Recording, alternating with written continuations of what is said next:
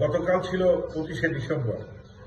বাংলাদেশের রাজনীতির ইতিহাসে, বিশ্বের রাজনীতির ইতিহাসে একটি স্মরণীয় দিন।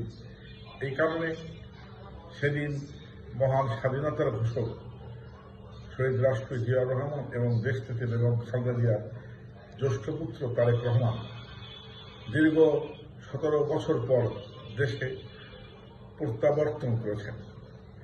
বাংলাদেশের ইতিহাসে, বিশ্বের ইতিহাসে এত লোকের সমাবেশ কখনো কেউ দেখেছে বলে আমার জানা নেই। বাংলাদেশের ইতিহাসেও আরো এরকম দু একটি ঘটনা ঘটেছে যে কারো কারো স্বদেশ প্রত্যাবর্তন হয়েছে, কিন্তু সেই সমস্ত ঘটনাকে উপচে দিয়ে এই যে জনতার যে স্রোত, ভালোবাসা, লক্ষ কোটি মানুষের যে সমাবেশ, এটা নিঃসন্দেহে আমাকে আবেগে আপ্লুত করেছে। যে মঞ্চে দেশপুত্র তারেক রহমান, বিএনপির ভারপ্রাপ্ত চেয়ারম্যান, বক্তব্য রেখেছেন, আমার খুব কাছাকাছি থাকার সুযোগ হয়েছে। তিনি যেভাবে আবেগপ্রবণ ছিলেন, তার মধ্যে যে স্পিড ছিল, দেশের প্রতি যে ভালোবাসা ছিল, দেশে আসার জন্য তার যে ব্যগ্রতা ছিল, সেটা প্রকাশ পেয়েছে। আমি জনসভা বা সংবর্ধনা সভা আশেপাশে কয়েক মাইল ঘুরেছি।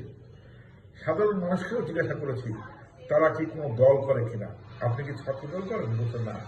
আপনি কি যুবদল করেন? না। আপনি কি বিএনপি করেন? না। তো আমি জিজ্ঞাসা করলাম যে আপনারা আসছেন কেন?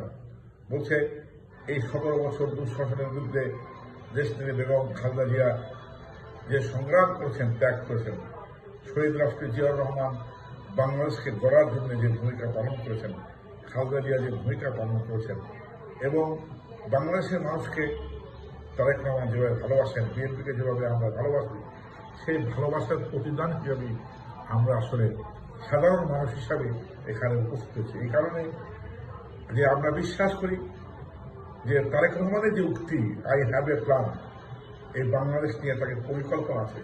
তিনি এই বাংলাদেশকে গড়তে চান, এই বাংলাদেশকে উন্নতির শিখরে পৌঁছতে চান, এবং তিনি বলেছেন আসেন, কে কোন দল করেন সেটা বিষয় নাই, আমাদেরকে সবাই লাগে বাংলাদেশ আগামী ভবিষ্যতের জন্য, তরুণ প্রজন্মের জন্য আমরা এই দেশটাকে গড়তে চাই। তা আমি গতকাল নিজেকে সমাবেশে যারা উপস্থিত হয়েছেন তাদের ক্ষেত্রেও কৃতজ্ঞতা জানাই। তারেক রহমান 17 বছর দেশ থেকে ফেরার পর, প্রত্যাবর্তন করার পর, তিনি কিন্তু তার মার কাছে আর যাননি। প্রথম তিনি বাংলাদেশের জনগণের সাথে দেখা করেছেন, সাধারণ মানুষের সাথে কথা বলেছেন, তার মার জন্য দোয়া করার কারণে কৃতজ্ঞতা জানিয়েছেন। 17 বছর দুঃশাসনের সময় বাংলাদেশের জনগণ বিএনপির পাশে ছিল, বিএনপিও বাংলাদেশের পাশে ছিল, এজন্য তিনি বাংলাদেশের জনগণকে কৃতজ্ঞতা জানিয়েছেন।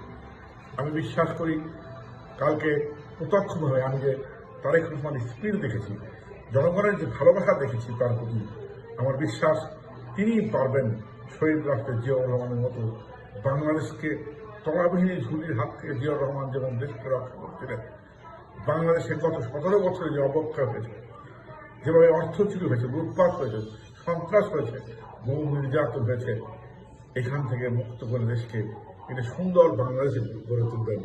এবং আমি বিশ্বাস করি তিনি স্বাধীনতার মহান ঘোষক শহীদ রাষ্ট্রপতি জিয়াউর রহমানের 19 দফা এবং তার ঘোষিত বিএনপি ঘোষিত 31 দফাকে যদি তিনি পরিপূর্ণভাবে বাস্তবায়ন করতে পারেন, অর্থাৎ আগামী নির্বাচনে যদি বিএনপি সরকার গঠন করতে পারে, আমার এই বিশ্বাস আছে, বাংলাদেশের এই জনগণের এই বিশ্বাস আছে যে তারেক রহমানই পারবেন বাংলাদেশ করতে, তারেক রহমান বিএনপিই পারবে বাংলাদেশ করতে। কারণ যোগ্য, মেধাবী, দেশপ্রেমিক জনগণই হচ্ছে বিএনপি, যারা দেশকে ভালোবাসে, দেশের মানুষকে ভালোবাসে, যারা দেশের মানুষকে আপদে বিপদে কখনো দেশ ছেড়ে চলে যায় না।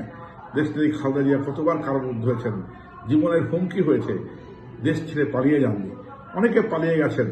তারেক রহমান প্রতিহিংসার কারণে দেশের বাইরে ছিলেন, কিন্তু একটা মুহূর্ত দেশের মানুষ থেকে বিচ্ছিন্ন ছিলেন না। প্রতিটা পথপ্রান্তীয় কৃষক থেকে শুরু করে সাধারণ মানুষের সাথে তিনি যোগাযোগ রক্ষা করেছেন। আমার সৌভাগ্য হয়েছে তিনি যখন বাংলাদেশে ছিলেন বহুবার সাক্ষাৎ করার, স্কাইপের মাধ্যমে তার সাথে বহুবার কথা বলার সুযোগ হয়েছে। এবং গতকালকে আমার এই স্মরণীয় দিনটি আমার রাজনীতি ইতিহাসে, ব্যক্তি জীবন ইতিহাসে অত্যন্ত স্মরণীয় দিন। এত বড় সমাবেশ আমি কখনো দেখিনি, ভবিষ্যৎ প্রজন্ম আগামীতেও দেখবে কিনা সন্দেহ। আমি তারেক রহমান এবং বিএনপির সাফল্য কামনা করি।